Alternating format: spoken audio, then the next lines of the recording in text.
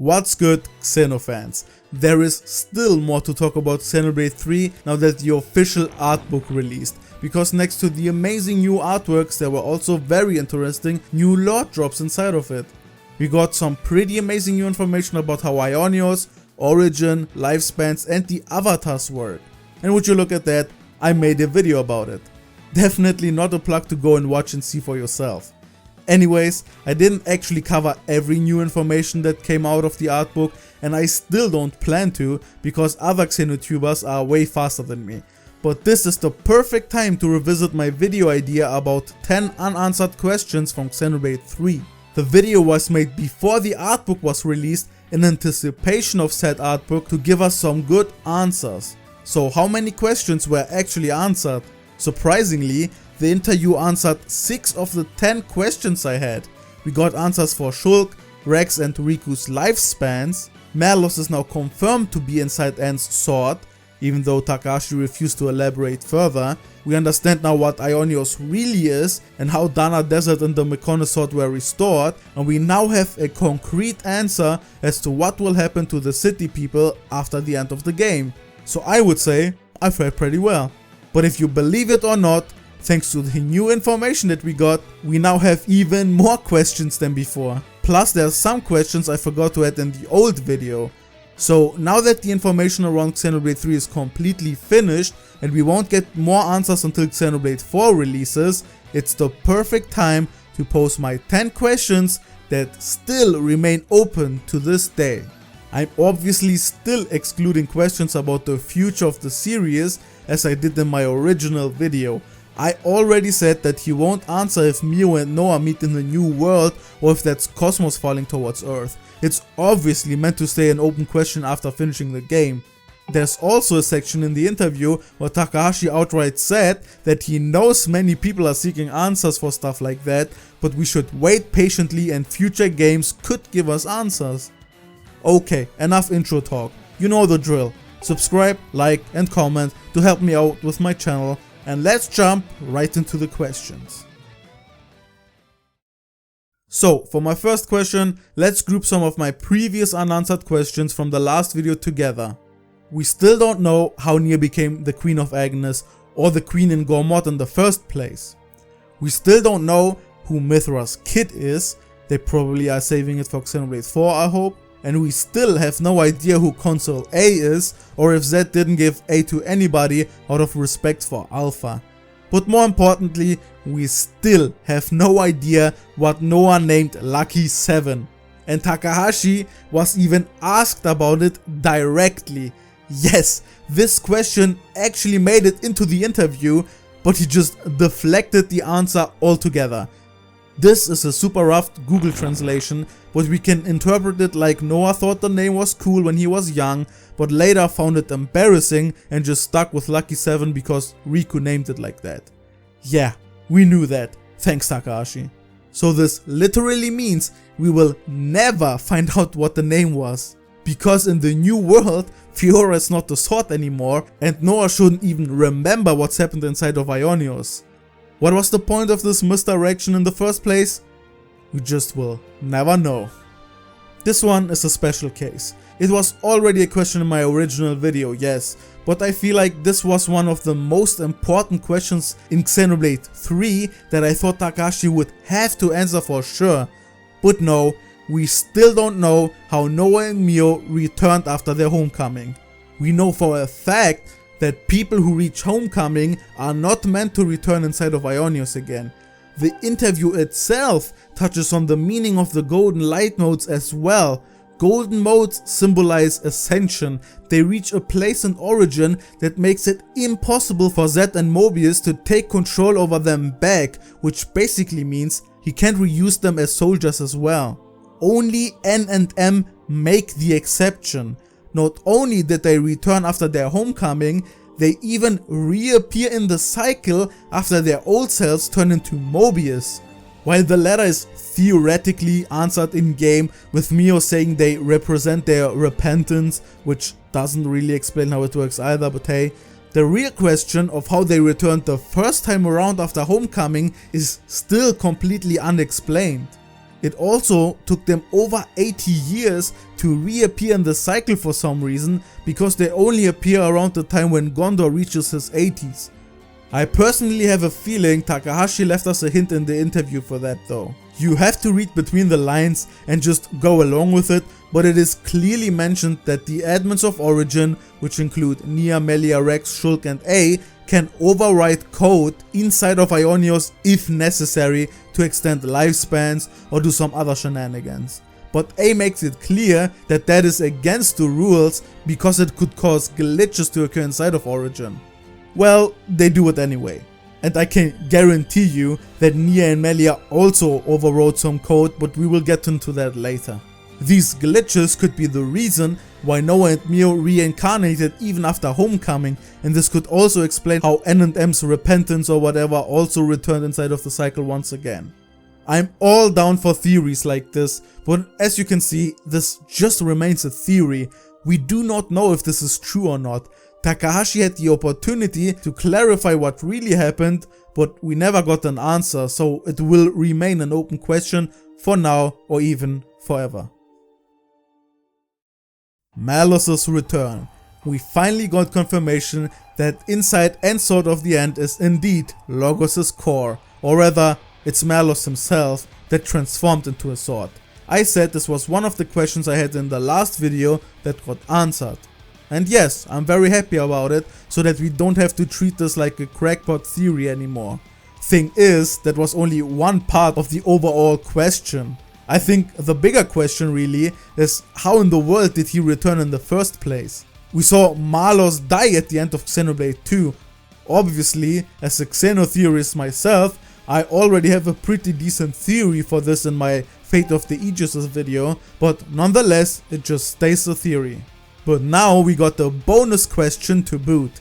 Takahashi in the interview teased that he can't explain how he returned yet, which implies that he will have an important role sometime in the future that could explain everything.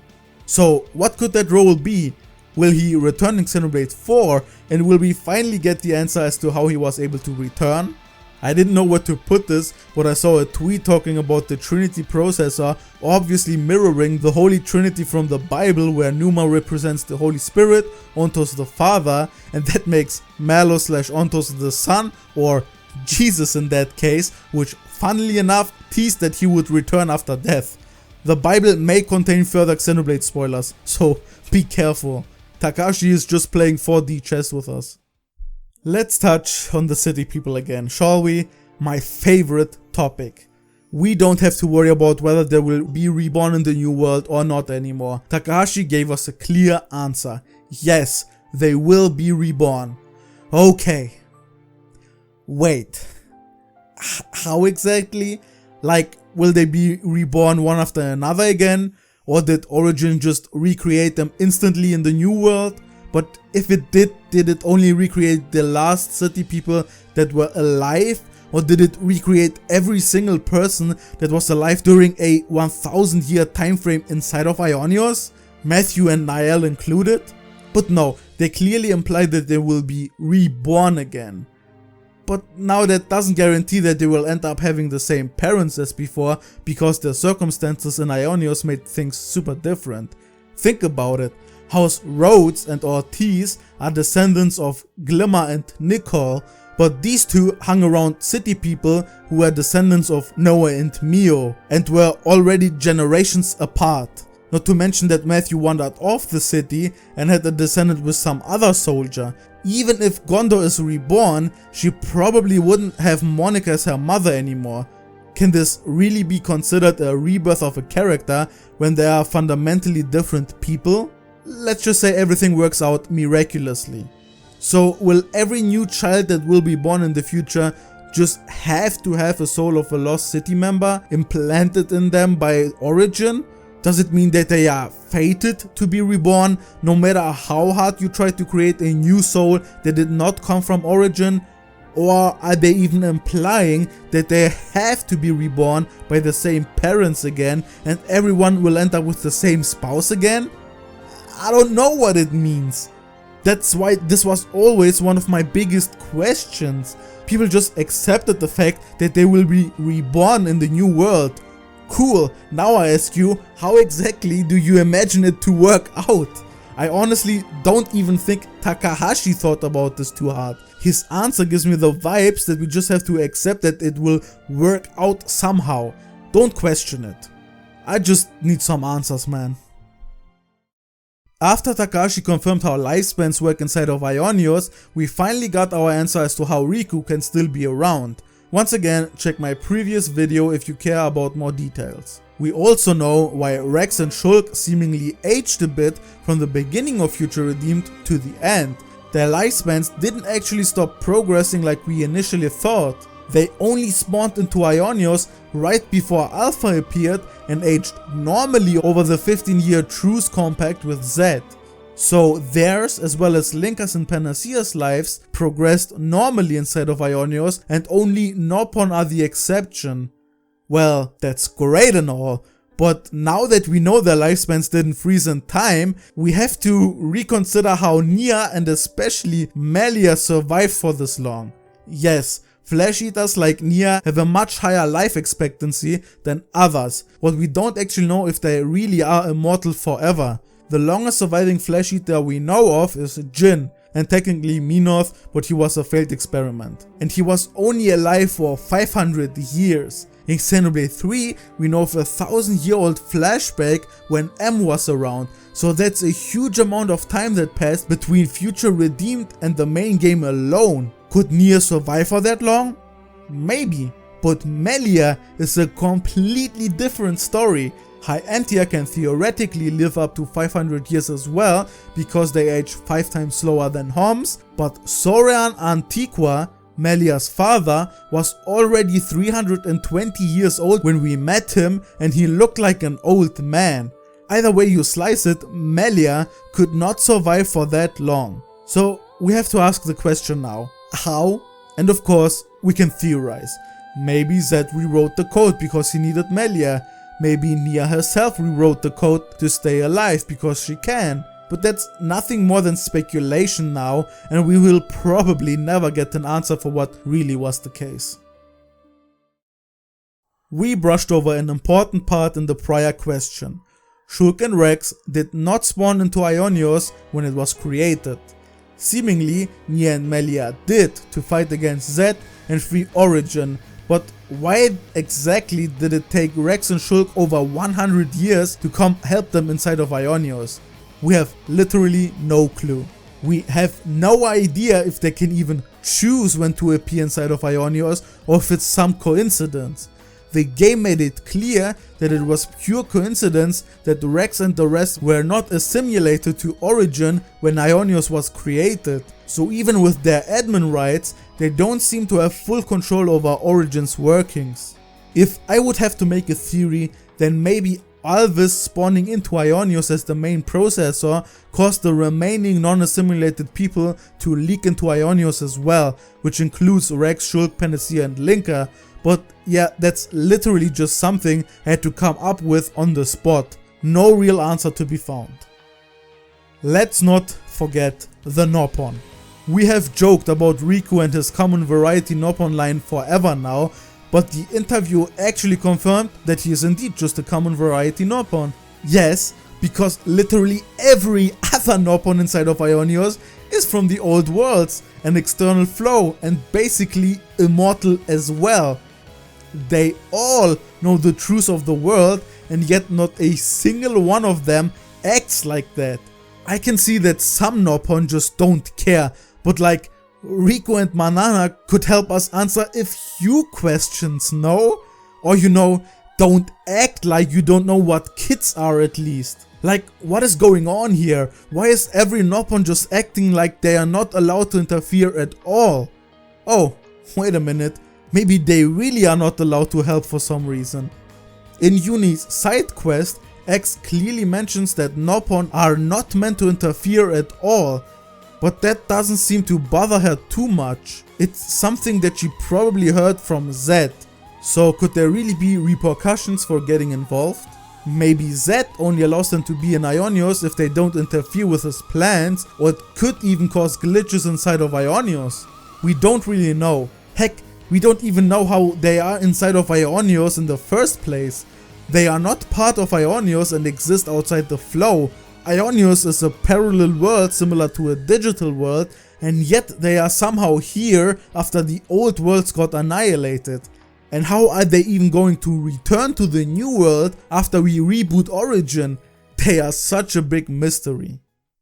So here's one question I didn't even consider asking in my first video, but a lot of people had this lingering question themselves. We know every Mobius gains a hex ability when they become one. For example, Shania can freeze anything in its place, people, objects, and even the air around them. Yoren could take memories and implant them into mud puppets. M could overtake and switch consciousness with another person. And N? We have no idea what N's power might be.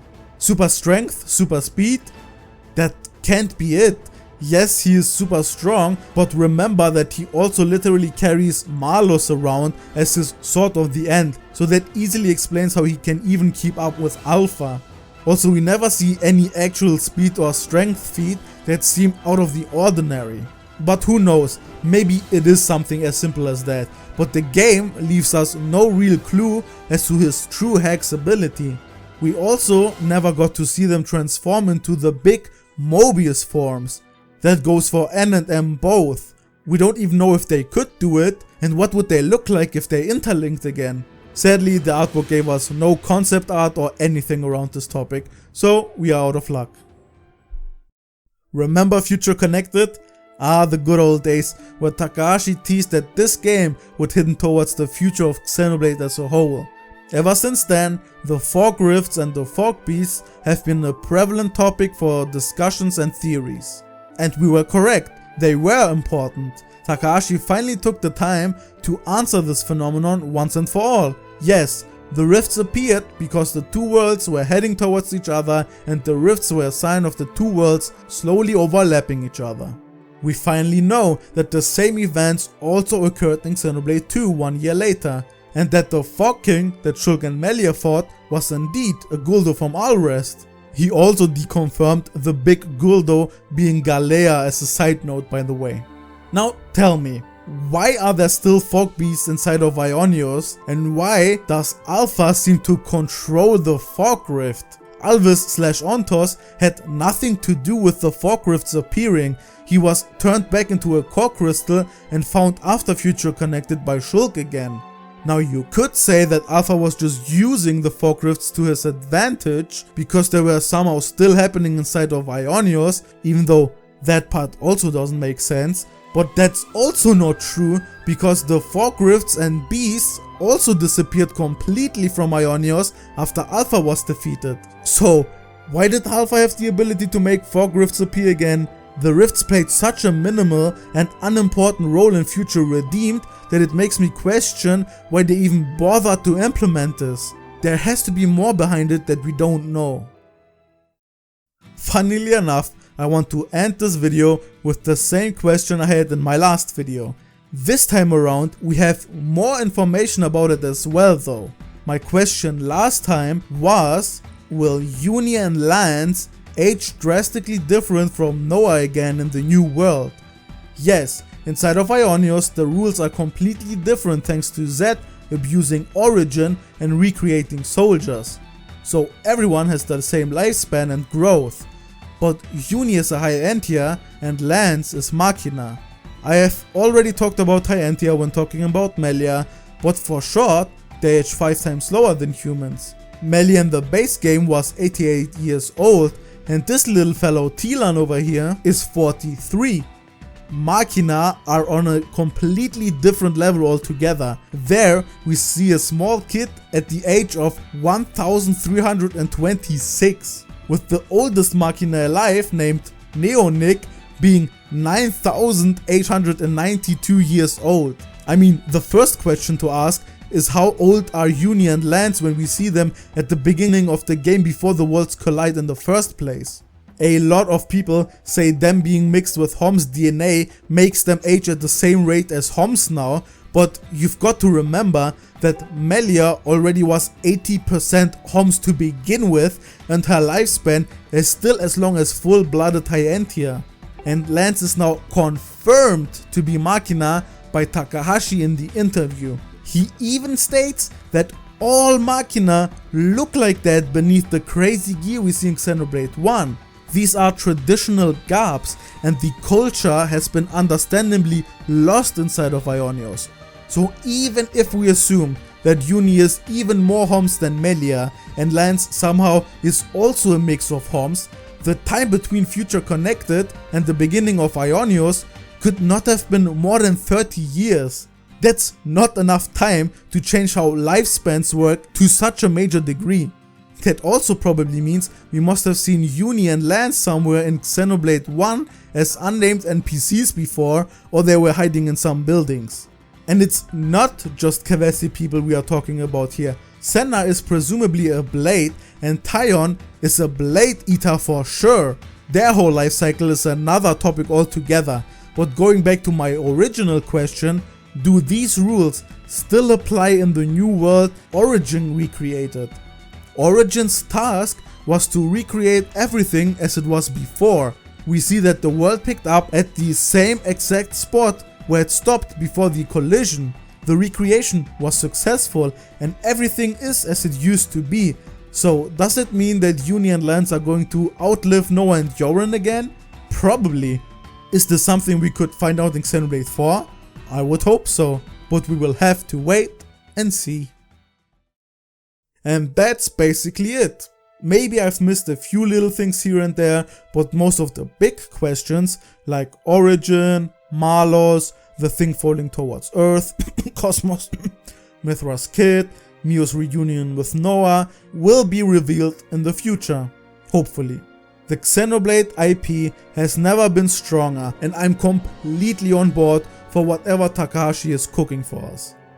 As I already mentioned, I'm more than happy that we got most of the important questions finally answered with Future Redeemed and the interview from the Artbook, but it was definitely one of the more chaotic approaches to storytelling from Takahashi that I've ever seen. It took us some time to finally get the answers we have been all looking for. I remember being super confused about the world splitting apart again at the end of the main game and how exactly Aionios even works. Where were all the old characters? What happened to Pyra and Mithra? And who in Zanz's name is Huriku? But now I can confidently say that I completely understand this crazy chapter in my favorite game franchise of all time, and that it was indeed a very wild ride, Takahashi. Please don't be as vague in the next entry again. That's the video, folks. Before you leave, look at this cat, subscribe and like, do it for her. Bye.